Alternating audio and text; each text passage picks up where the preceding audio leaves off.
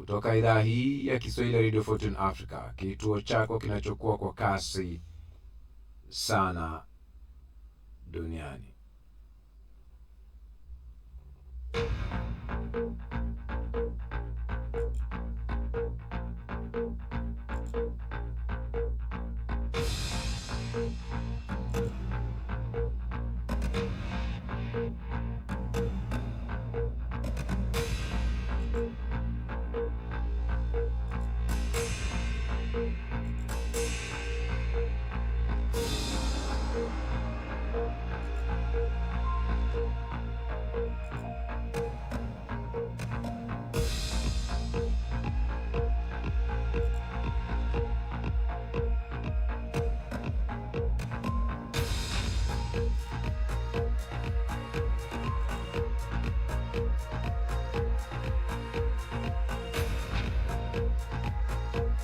Karibu katika taarifa yetu ya habari kutoka idhaa hii ya Kiswahili Radio Fortune Africa. Tumekuandalia mengi, ikiwa ni pamoja na Trump wataka wapatanishi kufanya haraka huku mazungumzo muhimu ya amani ya Gaza yakianza. Wagonjwa 6 wafariki dunia kwa ajali ya moto wakiwa ICU huko India. Polisi wajihami kukabiliana na maandamano Madagascar.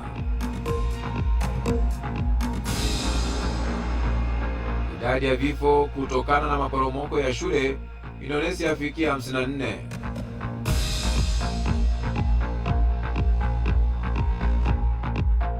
Gisele Pelkota akabiliana na mmoja wa wabakaji mahakamani.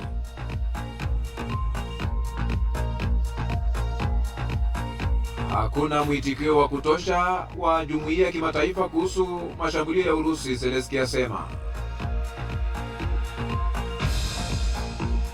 Na polisi Tanzania yaonya usambazaji maudhui ya uhalifu na uchochezi.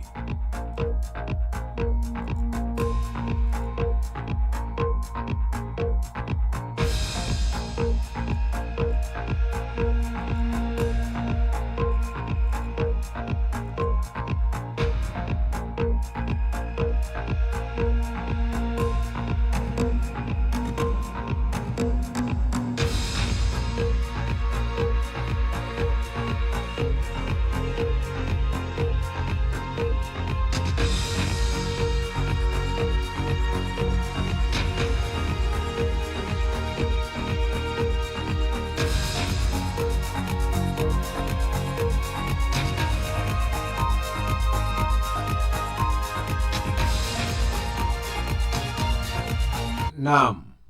Na tumai ubweri wafe pote pale ulipo duniani kwa moyo mkunjufu na mikono miwili. Ujambo na karibu kwenye taarifa yetu ya habari kutoka idhaa hii ya Kiswahili ya Radio Fortune Africa. Jina langu ni Kantona Joseph. Rais wa Marekani Donald Trump amewataka wote wanaohusika katika juhudi za kumaliza vita vya Gaza kufanya haraka, huku wapatanishi wakipanga kukutana nchini Misri siku ya Jumatatu kwa mazungumzo ya amani yasiyo ya moja kwa moja kati ya Hamas na Israel. Mazungumzo hayo yanawadia baada ya Hamas kubaliana na baadhi ya sehemu ya mpango wa amani wa Marekani wenye vipengele 20, ikiwa ni pamoja na kuachia huru mateka na kukabidhi utawala wa Gaza, lakini wanatafuta mazungumzo kuhusu masuala mengine.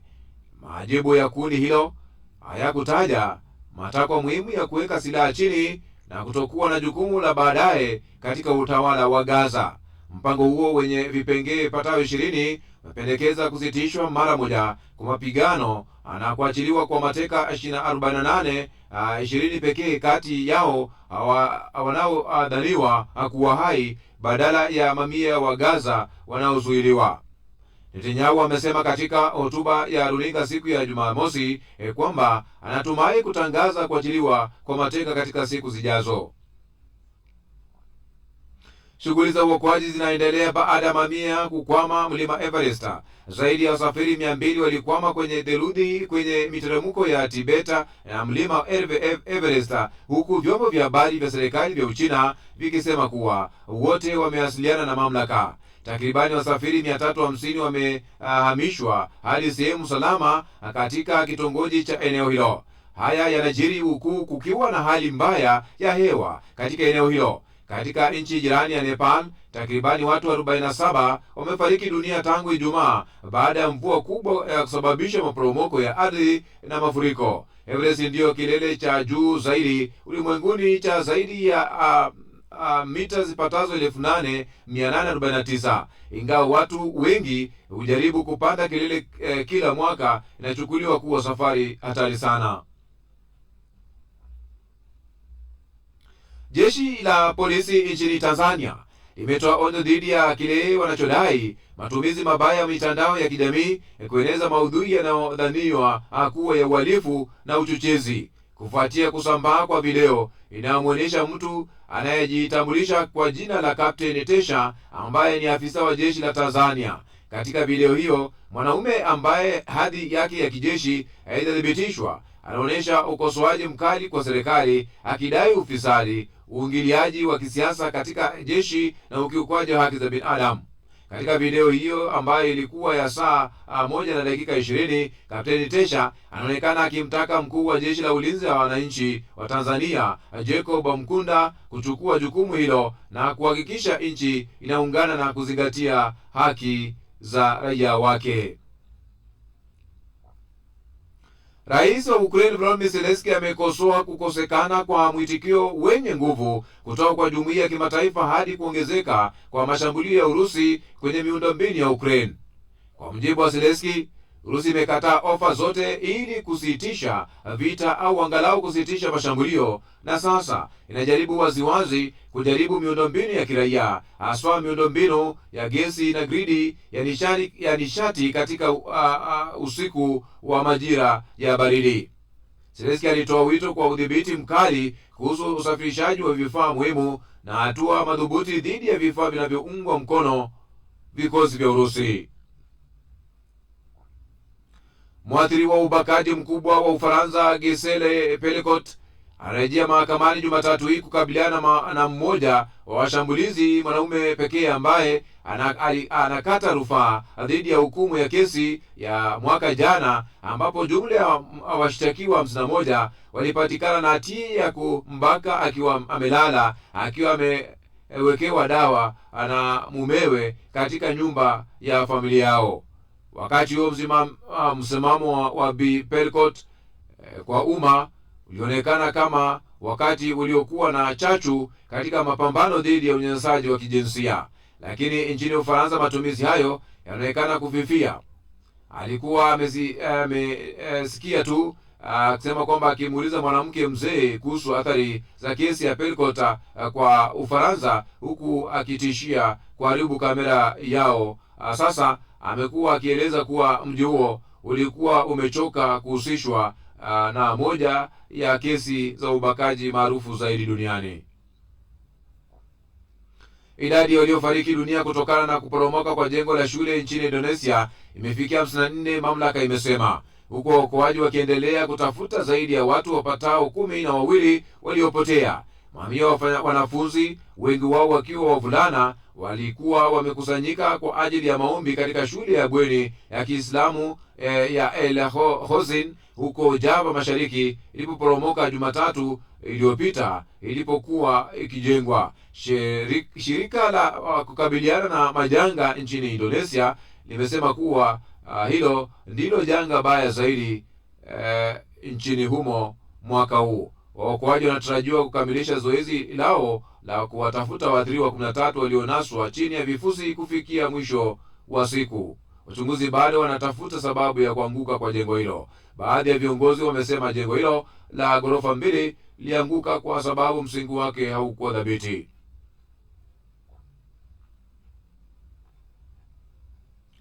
Wagonjwa 6 waliokuwa mahututi wamefariki dunia katika ajali moto iliyozuka katika chumba cha wagonjwa mahututi ya ICU cha hospitali iliyoko katika mji wa Jaipura magharibi mwa India. Moto huo ulioshukiwa kusababishwa na shoti ya umeme ulianza Jumapili usiku katika eneo la wagonjwa waliohitaji uangalizi wa karibu ICU la hospitali ya Sawai Man Singh. Wagonjwa 11 walikuwa ICU wakati huo. Waathiriwa ni pamoja na wanawake 2 na wanaume 4.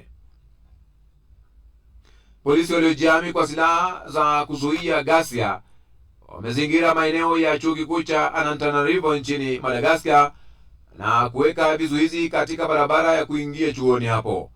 Waandamanaji vijana dhidi nchini humo wamepanga kuanza maandamano hayo kutoka eneo hilo la chuo kikuu cha Antananarivo, na ndiyo maana polisi wamezingira eneo hilo.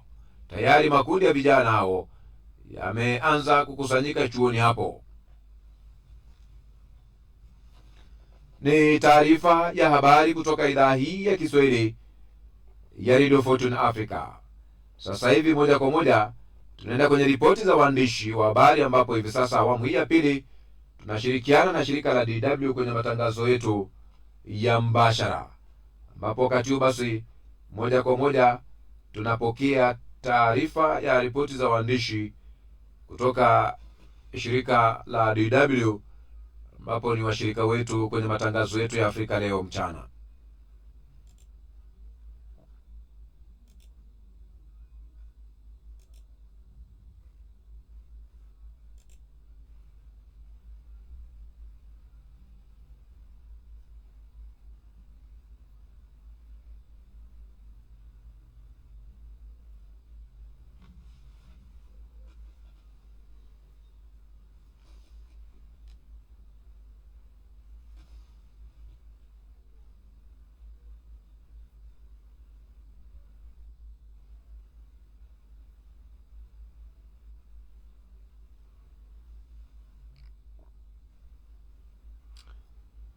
Kumbuka tunapatikana mbashara kupitia idhaa hii ya Kiswahili Radio Fortune Africa. Usisahau kujisajili nasi, subscribe, mkwaju follow, vile vile penda na like wakati ambapo nakutana na taarifa zetu na makala katika majukwaa tofauti ya mawasiliano. Wapatanishi wa Israeli na Hamas kuendelea na mazungumzo yasiyo ya moja kwa moja nchini Cairo, Misri, kuhusu namna ya kumaliza mzozo wa Gaza, kuachiliwa kwa mateka wa Israeli na wafungwa wa Kipalestina. Licha matumaini hayo, bado hakuwa mvutano kuhusu vipengee fulani katika mpango wa Trump wa usitishwaji wa vita. Amina Abubakari na taarifa hiyo kwa kina. Hii leo kwa majadiliano kuhusu kuachiwa mateka wa Israel wanaozuiliwa Gaza kama sehemu ya mpango wenye vipengele 20 wa Rais Donald Trump wa kumaliza mzozo wa miaka 2 kwenye ukanda huo wa Gaza. Israel unajumuisha maafisa kutoka mashirika ya kijasusi Mossad na Shin Bet, mshauri wa masuala ya sera za kigeni wa Waziri Mkuu Benjamin Netanyahu Ofer Falk, pamoja na mratibu wa mateka Gal Hirsch. Mpatanishi mkuu wa Israel Ron Dermer anatarajiwa kusafiri kuelekea Misri baadaye wiki hii kushiriki pia mkutano huo. Hamas kwa upande wake itaongozwa na kiongozi aliye uhamishoni Khalil al-Hayya, ambaye ziara yake ya Misri ndiyo ya kwanza tangu aliponusurika shambulizi la Israel mjini Doha mwezi uliopita. Yeye pamoja na wajumbe wenzake wanalenga kutafuta majibu na njia za kutekeleza mpango wa kuwarejesha mateka wote walioko hai na waliokufa, ili na wao warejeshewe wafungwa wa Kipalestina wanaozuiliwa Israel kwa muda mrefu, pamoja na jeshi la Israel kuondoka Gaza. Swala litakaloleta mvutano linasemekana kuwa masharti kutoka kwa Israel ndani ya mpango huo wa Trump wa kuwapokonya Hamas silaha, jambo ambalo kundi hilo limesema haliwezi kutokea kamwe hadi pale Israel itakapoachia kuizingira Gaza na kuundwa rasmi kwa dola la Kipalestina. Hata hivyo, waziri mkuu wa Israel Benjamin Netanyahu, ambaye nchi yake imekuwa ikitengwa katika siku za hivi karibuni kutokana na vita vyake Gaza vilivyodumu miaka 2, amesema dola la Palestina haliwezi kuundwa, akikaidi baadhi ya mataifa ya Magharibi ambayo yameitambua Palestina kama dola huru, ikiwemo Australia, Canada, Uingereza na Ufaransa. Duru kutoka kwa afisa mmoja nchini Misri zinasema majadiliano yatakuwa yatakuwa magumu na makubaliano ya haraka hayawezi kupatikana mara moja. Licha ya hayo, bado kuna matumaini ya usitishaji wa vita, hasa baada ya pande hizo kukubali mpango wa Trump unaolenga kufanikisha hilo. Rais wa Misri Abdel Fattah al-Sisi amesema anamshukuru Trump kwa mpango huo baada ya miaka miwili ya vita, mauaji ya kimbari na uharibifu wa mali. Amesema pande hizi mbili zipo katika njia ya sawa ya kukomesha mateso kwa Wapalestina. Naye waziri wa mambo ya nchi za nje wa Ujerumani Johann Wadephul amesema hatua zinazochukuliwa sasa za kujaribu kumaliza mgogoro huo zinatia moyo. Amesema kwa mara ya kwanza tangu vita hivyo kuanza Oktoba 7 mwaka 2023, hatua zinazochukuliwa sio tu za kusitisha vita, lakini za kutafuta suluhu ya kudumu ya kisiasa ya mzozo huo wa Mashariki ya Kati. Asante sana Amina Abubakar kwa taarifa hiyo kutokea Mashariki ya Kati. Wanaharakati wa Global Samad Frontier waliodhamiria kupeleka misaada ya kibinadamu Gaza, lakini ukavamiwa na kutekwa na Israel, wamelalamikia kutendewa vibaya na kudhalalishwa mikononi mwa mamlaka ya Israel. Marco Tesh, raia wa Uholanzi mwenye asili ya Palestina, ambaye alikuwa miongoni mwa msafara, amesema mateso yaliyopitia yalikaribia kutoa roho. Mohamed Khelef na taarifa hiyo. Kati yao alikuwa meya wa zamani wa mji wa Barcelona Ada Colau na mbunge wa Esquerra Jordi Coronas. Akizungumzia leo aliyokumbana nayo mikononi mwa mamlaka za Israel, meya Ada Colau alikuwa na haya kusema: Somos conscientes. Tumekutana na hali ngumu sana. Tumewekwa kizuizini kinyume na sheria. Tumeshambuliwa tukiwa kwenye bahari ya kimataifa. Tuliwekwa kwenye gereza lenye ulinzi mkali ambako haki zetu hazikuheshimiwa. Kulikuwa na udhalilishaji mkubwa. Lakini tunajua haya si chochote yanapolinganishwa na yale wanayopitia Wapalestina kila siku na kile kinachotokea Gaza. Wanaharakati wengine 28 wa Kihispania waliotoa nguvu na jeshi la Israel na ambao wameendelea kubakia jela kwa sababu ya kukataa hati ya kutambua kuwa kuingia kwao nchini humo kuliko kinyume cha sheria wanatazamiwa kurejeshwa makwao hivi leo, kwa mujibu wa waziri wa mambo ya nje wa Hispania Jose Manuel Alvarez. Wanaharakati hao wanashikilia kwamba safari yao ilikuwa ni kuelekea ukanda wa Gaza ambao si sehemu ya Israel, licha ya kwamba wamezingirwa kijeshi na Israel. Mwanaharakati mwingine Marco Tesh, raia wa Uholanzi mwenye asili ya Kipalestina, amewaambia waandishi wa habari kwamba mateso aliyopitia yalikaribia kumtoa roho. Mimi mwenyewe nina asili ya Kipalestina. Siku ya mwanzo kabisa nilianza kutendewa vibaya. Nilikaribia kukata roho kwa kuwa walinigubika usoni na kunifunga mikono kwa nyuma. Na tulipokuwa jela, maafisa wa Israel walikuwa wakimtesa kila mtu kutoka Tunisia au Malaysia au nchi yoyote ya Kiislamu au ya Kiarabu, na wakaondoka nao kwa sababu hawana mabalozi wa nchi zao. Walikuwa hawapati msaada. Wanaharakati 6 waliowasili nchini Uswisi hapo jana nao pia walalamikia mateso na hali mbaya ya kibinadamu walipokuwa mikononi mwa vyombo vya usalama vya Israel. Raia 19 wa Uswisi akiwemo meya wa zamani wa mji wa Geneva Remi Pagani walikuwemo kwenye msafara wa Global Samad Flotilla uliokuwa wajaribu kuvunja mzingiro wa kijeshi wa Israel na kuwafikia watu wa Gaza kwa ajili ya misaada ya kibinadamu. Miongoni mwa wanatarajiwa kuachiwa leo mwanaharakati mashuhuri wa Sweden Greta Thunberg akiungana na wenzake 70 kutoka mataifa mbalimbali. Wengi wao watapelekwa kwanza nchini Ugiriki ambao kisha watapatiwa usafiri wa kuelekea makwao. Asante sana Mohamed Khelef kwa taarifa hiyo. Nazidi kufuatilia. Mwenyekiti wa chama cha upinzani cha wananchi Kalfa nchini Tanzania, Profesa Ibrahim Lipumba, ametaka mchakato wa uchaguzi mkuu kutoingiliwa na vyombo vya dola. Amemtaka Rais Samia Suluhu Hassan, ambaye pia ni mgombea wa chama cha tawala CCM, kuhakikishia wananchi kuwa maoni yao yataheshimiwa kupitia sanduku la kura kwa tume ya uchaguzi kutenda haki. George Jogopa na taarifa hiyo. Kama hatua kizalendo na kwamba ukuzaji wa demokrasia ni mchakato unaopitia safari ndefu.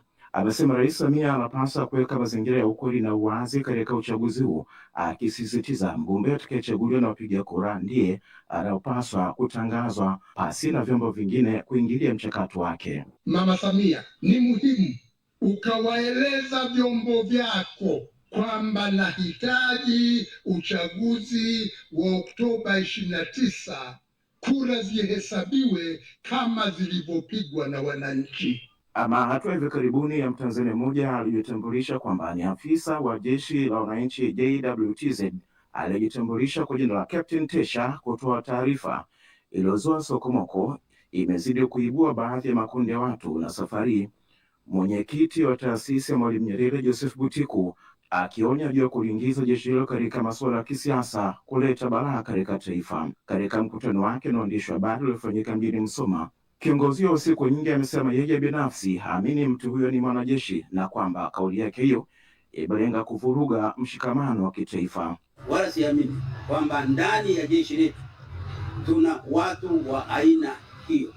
Tayari jeshi la wananchi JWTZ limetoa ufafanuzi kuhusu kadhia hiyo iliyojitokeza mwishoni mwa wiki. Kaimu mkurugenzi wa habari na uhusiano wa jeshi hilo Kanali Bernard Masala Morunga alionya juu ya kulihusisha jeshi hilo na masuala ya kisiasa. Napenda kutaarifu umma wa Tanzania kuwa linaendelea kutekeleza majukumu yake kikatiba kwa uaminifu, utii na uhodari kwa kuzingatia kiapo chetu. Asanteni. Likionya kutokana na yale yanayojitokeza katika mitandao, jeshi la polisi nchini limesema limeanza kumulika wale wanaotengeneza na kusambaza taarifa zinazoashiria uchochezi. Msemaji wa jeshi hilo David Misime ametaja kuwepo kwa matukio yanayojitokeza katika mitandao ya kijamii ambayo amedai kwamba yanakwenda kinyume na utamaduni wa Kitanzania na kuwafikisha katika mamlaka nyingine za haki jinai kwa hatua za kisheria kama ambavyo limefanya kwa waliokwisha kukamatwa. Tanzania iko katika heka za uchaguzi mkuu hapo Oktoba 29, uchaguzi ambao umekuwa ukijadiliwa katika mirengo tofauti kutokana na moja chama kikuu cha upinzani kujiweka kando na uchaguzi huu kikishinikiza kufanyika marekebisho yatakayomulika mazingira ya uchaguzi. Kutoka Dar es Salaam ni George Njogopa wa DW. Asante sana George Njogopa wa DW.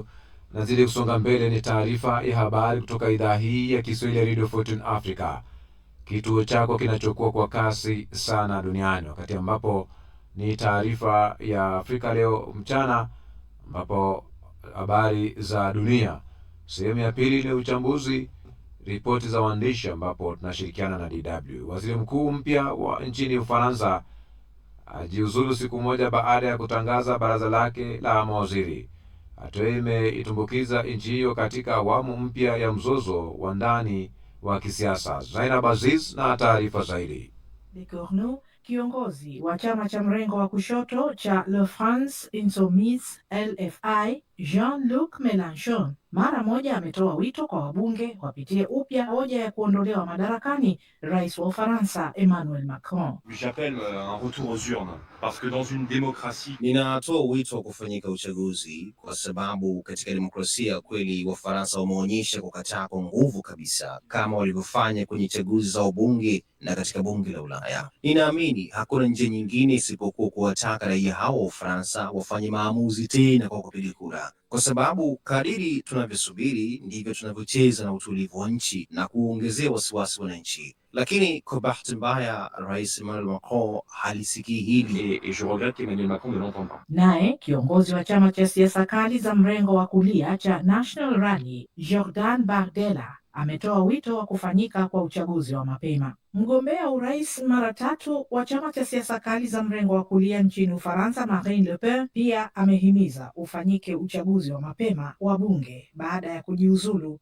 waziri mkuu Sébastien Lecornu. Rais wa Ufaransa Emmanuel Macron hii leo Jumatatu amekubali kujiuzulu kwa waziri wake mkuu mpya. Macron alimteua Lecornu mwezi uliopita kwenye wadhifa huo, lakini safu ya baraza la mawaziri ambalo halina mabadiliko yoyote alilolitangaza jana Jumapili jioni lilikosolewa vikali katika wigo wa kisiasa. Lecornu amesema lengo lake kuu lilikuwa ni kufikia mwafaka katika bunge la kitaifa linalokabiliwa na mgawanyiko mkubwa kwa kutafuta maelewano na wabunge kutoka upande wa kushoto na wale wa upande wa kulia, na alikuwa ametangaza kwamba hatatumia mamlaka maalum ya kikatiba ambayo watangulizi wake waliyatumia kulazimisha bajeti bungeni bila kupigiwa kura. Waziri Mkuu Sébastien Lecornu amehudumu kwenye wadhifa huo kwa kipindi cha chini ya mwezi mmoja. Hatua hiyo imeitumbukiza Ufaransa katika sintofahamu zaidi ya kisiasa. Haya, azidi kusonga mbele wakati huo ambapo namna hiyo na tafakari haya ambayo yanajitokeza katika taifa la Ufaransa, azidi kuendelea kudadavulia yanayojiri kote ulimwenguni, habari za dunia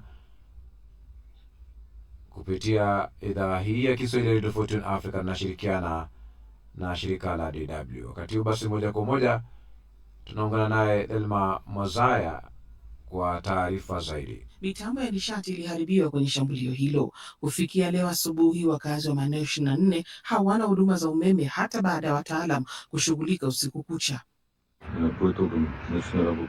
Kulingana na matokeo ya kazi ya usiku kucha ya wataalamu wetu wa nishati na huduma za dharura, kwa sasa hakuna umeme katika maeneo 24 ya makazi, hali inayoathiri watu takriban 5,400.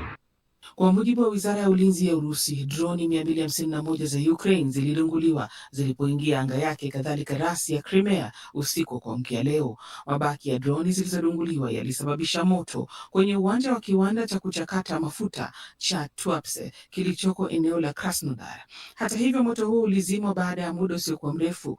Kiwanda hicho husambaza mafuta nje kwa nchi za China, Malaysia, Singapore na Uturuki. Kwa upande wake, Ukraine nayo ilitangaza rasmi kuwa Urusi iliivamia. Gavana wa eneo la Kharkiv lililoko mashariki, Ole Shnihubov, aliwasilisha ujumbe kwenye jukwaa la Telegram kuwa watu 4 walijeruhiwa na baadhi yao wanakabiliana na kiwewe. Duru za kijeshi za Ukraine zinaeleza kuwa Urusi iliwavamia kwa droni 116 za mapambano na 86 kati ya hizo zilidanguliwa. Kwa jumla yalifanyika mashambulio 30 kwenye maeneo 7, zinaeleza duru rasmi. Ifahamike kuwa Ukraine imekuwa ikijilinda na mashambulizi ya Urusi kwa muda wa miaka 3.5 sasa na kulazimika kulipiza kisasi kwa kuvamia viwanda vyao vya nishati. Vyombo vya habari vya Ukraine viliripoti kuwa moto mkubwa uliwaka pale buhari la mafuta liliposhambuliwa kwenye eneo la Feodosia la pwani ya Crimea. Yote hayo yakiendelea, rais wa zamani wa Urusi Dmitry Medvedev, ambaye ni naibu mwenyekiti wa Baraza la Usalama, alipuuzilia mbali mchango wa nchi yake katika kuvuruga usafiri wa ndege barani Ulaya. Urusi imeghadhabishwa na kauli za mataifa ya Ulaya za kupendekeza matumizi ya mali yake kufadhili ununuzi wa silaha mahsusi kwa Ukraine kudengua ndege zao, kadhalika kuunda ukuta ulinzi dhidi ya mashambulizi ya droni. Urusi inashikilia kuwa haina nia yoyote ya kuvamia nchi yoyote mwanachama wa jumuiya ya kujihami ya NATO. Asante sana Elma Mwazaya kwa taarifa hiyo, ambapo tunazidi kusonga mbele katika hatua hii ya kuletea taarifa ya habari Afrika leo mchana. Tunakuomba mpenzi msikilizaji, simama na kituo hiki kufikia malengo yetu ya uratibu kwenye hatua ya kuweza kununua transmitter yenye uwezo wa kurusha matangazo yetu mbana kwa njia nzuri na station transmitter link ambayo itatusaidia idhaa hii ya Kiswahili ya Radio Fortune Africa kurusha matangazo yake mbali na kwa njia nzuri yatakao tanua wigo letu na kuwafikia mamilioni ya watu kwa njia ya FM. Wasilisha mchango wako kupitia paybill number ni 625 account number ni 012450 85217800 au till number ni 4561468 kupitia mitandao yote ya kurusha pesa. Hii ni idhaa ya Kiswahili ya Radio Fortune Africa. Mambo yetu, safari yetu, maisha yetu na utamaduni wetu. Sikiliza idhaa hii kwa vipindi bora, matangazo yenye tija, vile vile ukweli na burudani. Kwake Njama na Tatu Karema kwenye yanayovuma mitandaoni. Tukizungumzia taarifa hizi, sijaona taarifa lakini chama kimekana madai hayo. Ni taarifa ambayo pia tumechapisha sisi DW Kiswahili kwenye mitandao yetu ya kijamii ya Facebook na Instagram. Kwa hivyo mtazamaji ama mfuatiliaji wetu anaweza kwenda pale pia kutuachia maoni yake. Anasema ni mengi. Juma wataka Cleophas anasema huwezi ficha ugonjwa, hata akificha itajulikana tu, hakuna ishie milele. Alois Sylvester Sambawa akiwa Arusha anasema afya ya kiongozi ni jambo la faragha, lakini wazo wa kiasi ni muhimu. Wananchi wasiamini uvumi, wasubiri taarifa rasmi. Siasa za majungu hazijengi demokrasia. Na Karis Joseph anasema atokezee basi kwenye yuko asalimia wananchi, kupunguza hiyo hofu kidogo, la sivyo nadhani kuna shida mahali hata mimi. Pressure tupu hizo, lakini watu wasubiri kama atakuwa yuko tayari kujitokeza atajitokeza. Mengine Tatu. Na msaumu pia kuna kisa kimoja nimekiona katika moja televisheni za mtandaoni, binafsi mimi kimenishangaza. Ni kwamba katika mji mmoja nchini Hispania Hispania, kuna binti mmoja kwa jina la Clara Lopez wa umri wa miaka 14. Alipata ajali na kugonga kichwa chake wakati alipokuwa akifanya mazoezi. Alipoteza fahamu na baada ya hapo akakimbizwa hospitalini, lakini cha kushangaza somo ni kwamba alipofumbua macho alianza kuzungumza Kijapani kwa ufasaha kamili. Alikuwa anakijua Kijapani kabla ya hapo ama? Wazazi wake walikuwa na hofu akisema kwamba kwanza hawajawahi kusafiri kwenda Japan. Pili, mtoto huyo hajawahi kupata hata mafunzo wala hawana mtu yoyote wa karibu anayezungumza lugha hiyo. Na kulingana na madaktari wanasema huenda tukio hilo lilikuwa kisa cha ugonjwa wa lugha ya kigeni. Kuna ugonjwa wa lugha ya kigeni sana ambapo kiwewe cha ubongo huchochea mfumo mpya wa lugha. Mimi mwenyewe nijiulize, kabidi nifanye utafiti zaidi kujua huo ugonjwa jamani wa lugha ya kigeni. Ukiupata huo utakaojipata ukizungumza lugha. Nimepata kitu lakini nimepata kitu nikaona inaitwa Foreign Accent Syndrome, FAS. Wanasema ni hali ya kiafya adimu ambayo imewavutia wataalamu wa neva, ikiwa na sifa ya kuanza kwa ghafla kwa lafudhi ya kigeni. Na FAS mara nyingi hutokea kufuatia kiwewe cha neva au ugonjwa. Lakini kuna wataalamu wanasema haiwezekani kuzungumza lugha kamili ya kigeni bila kujifunza. Yeye mwenyewe alipoulizwa ni vipi umejuaje, anasema sijui, lakini nimekumbuka tu nimeizungumza. Baada ya wiki 3 akarudia kikapotea Kijapani. Lakini angalau unaweza kuwatajia watu na Hispania. Sasa hivi mimi ukishika 3 sijui nitakuwa nataka nizungumze kilugha gani, labda. Sasa kuna mmoja mwenzangu hapa anasema peace, huyu anaitwa Peace Perry, anasema kingenitokea hata hicho angalau mimi naongea Kiingereza niweze kumfunza mwenzangu homework mtoto wake huyo. Jacqueline John anasema sasa huku ndo kunaitwa kuongea kwa lugha ama ni vipi? Haya bana, ndio hivyo duniani. Kuna mambo na ndio hivyo, unaweza kusema ni jambo la kushangaza kama kweli, na hiyo basi ujue lugha tu kwa kujigonga kichwa, mengi yanajiri. Asante sana Tatu Karema. Msikilizaji na mtazamaji, salia nasi. Haya, hivyo ndio yalivyo msikilizaji, katika hatua hiyo ya mwanzo. Basi kabla ya mahojiano kwenye mjadala, basi inapendeza sana katika hatua hii msikilizaji, ili uweze kupokea mengi, ambapo tupo mbashara kutoka idhaa hii ya Kiswahili ya Radio Fortune Africa. Usisahau kujisajili nasi, subscribe, mkwaju follow, vile vile penda video ambayo inakuvutia, na usisite kutuandikia maoni yako. Pia tembelea tovuti yetu cantona-digital.wordpress.com kwa habari zaidi. Inamuhusu Tundu Lissu na Ali Sylvester Samba anasema kujiuzulu kwa Lekonu, nimetaja vizuri, Lekonu kunadhihirisha mgawanyiko mkubwa wa kisiasa nchini Ufaransa. Haya basi, Tatu inabidi kichwa kijigonga kwa utazungumza Kifaransa. Lucas Zabroni akiwa kule Bungalika Mwanza anasema kila laheri kwa viongozi wa Israel na kundi la Hamas wanapokutana kwa ajili ya mazungumzo ya amani. Jason Laurent wa Igala Njombe, Tanzania anasema pole kwa watu wa misaada wa kimataifa kwa kufanyiwa ubaya na jeshi la Israel. Nisome ujumbe wake. Deo Mbuba anasema kuna tofauti kubwa sana kati ya viongozi wazungu na viongozi wa ngozi nyeusi. Lenga Chapati akiwa Bariadi anasema pole kwa wanaharakati waliokumbwa na madhila. Jafar Kulaga akiwa Morogoro anasema hiyo kesi ya Bwana Lissu iendeshwe kwa umakini mkubwa na kuepusha taharuki na mihemko na kuasa wananchi kwa angalifu. De Amalia akiwa Moshi anasema anawatakia mkutano mwema Israel na Hamas huko Misri uwe wa kuleta amani huko kanda wa Gaza. Mimi namuona Alois Sylvester Samba akiwa Sekea Arusha anasema mazungumzo haya kati ya Israel na Hamas ni hatua muhimu, lakini changamoto ni kubwa. Amani ya kweli haiwezi kupatikana kama vile upande bado unashikilia maslahi yake binafsi bila kuangalia utu. Emmanuel Gesengu Esau anasema mimi nadhani amani itapatikana, maana hii vita imewachosha Hamas, na endapo watakataa hii fursa sidhani kama wataepuka mkono wa chuma. Nitakomea hapo kwa sasa, muda usiokuwa mrefu dawati la michezo litajaa tele hapa uwanjani kuweza kuleta mjadala wa spoti. Endelea kuwa nasi. Asante sana Saumu Njama. Wakati huu basi ni wakati mwafaka, pote pale ulipo msikilizaji, tupokee kisiba mkonga cha sasa kabla ya kupokea mahojiano ya leo kuhusu michezo.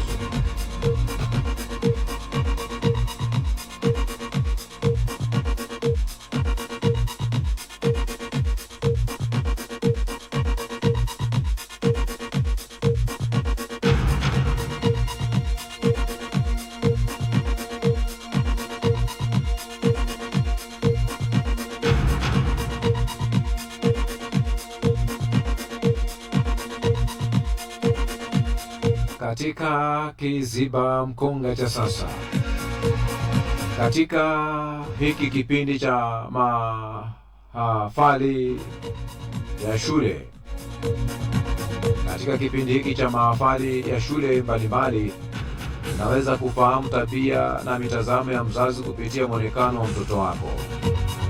Napozungumzia maadili ya taifa kushuka, hatumaanishi taifa la manyani, bali taifa la watu, mimi na wewe. Kabla hujaangalia maadili ya taifa, jiulize, nyumbani kwako maadili yapo? Kama mvunja nchi ni mwananchi, basi mharibu maadili ni wewe mwenyewe mzazi.